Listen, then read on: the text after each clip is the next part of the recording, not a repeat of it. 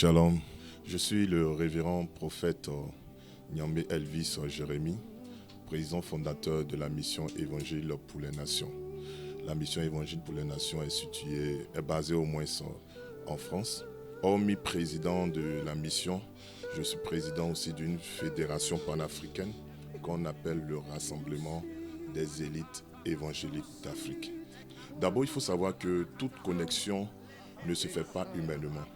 Toute connexion se fait divinement. Nous avons vu que c'était des personnes élevées, qu'on appelait des mages, qui avaient aussi l'œil ouvert, qui ont vu l'étoile du Seigneur Jésus.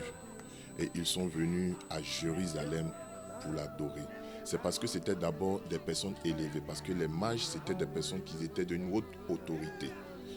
Donc, ils étaient d'abord élevés sur le plan humain, avec une autorité, et ils étaient aussi élevés sur le plan spirituel.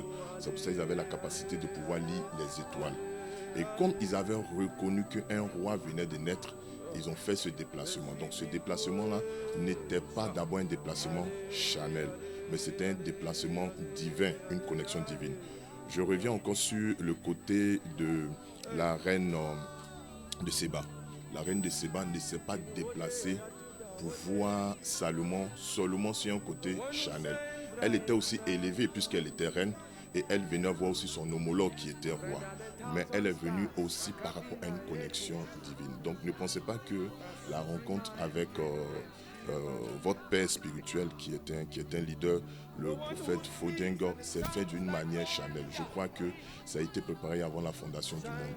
Donc c'est une connexion divine et Dieu a permis que nous nous rencontrions pour parler par rapport à l'avancement de l'œuvre de Dieu. Donc cette rencontre, c'est une rencontre divine pour que l'œuvre de Dieu puisse avancer. Donc pour ceux qui vont me comprendre, ils vont comprendre que des mages étaient des personnes élevées qui sont allés voir le Seigneur Jésus. Et la reine de Séba était une personne élevée qui allait voir aussi le roi Salomon. Et c'est un des beaux exemples que je donne. C'est parce que votre père spirituel est une personne élevée et que moi je suis une personne élevée qui a eu cette connexion pour que l'œuvre de Dieu puisse avancer. D'abord, la première chose que je veux dire, Dieu nous bénit en fonction du temps. Et dans le temps, il crée ce qu'on appelle la connexion humaine. C'est pour cela la Bible déclare qu'il est le maître des temps et des circonstances. Et dans les temps et les circonstances, il crée un homme qui rentre dans ce temps-là pour pouvoir déclencher des bénédictions.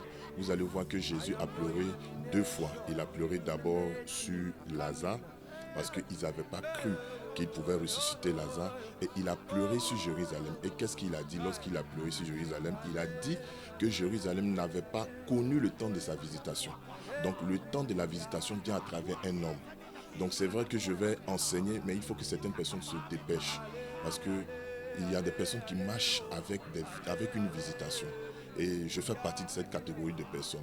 C'est vrai que je ne vais pas trop déballer, mais j'essaie d'expliquer qu'il ne faut pas rater des temps de visitation. C'est des temps qui bougent les destinées et c'est des temps qui font de telle sorte que certaines personnes prennent leur envol comme l'aigle.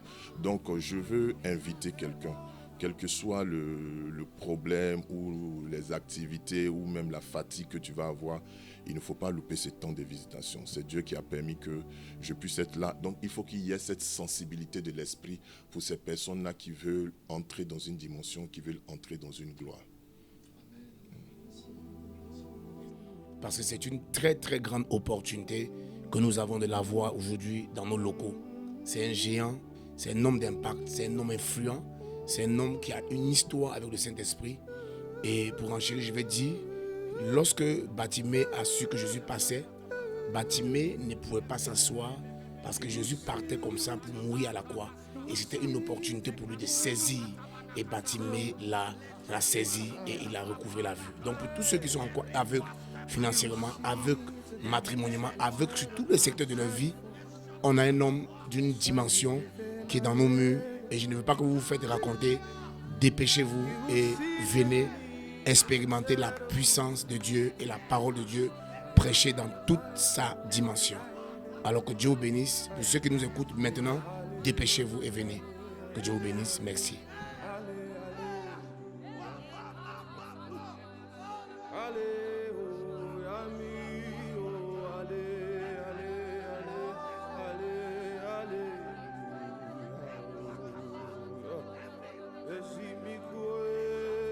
Alléluia.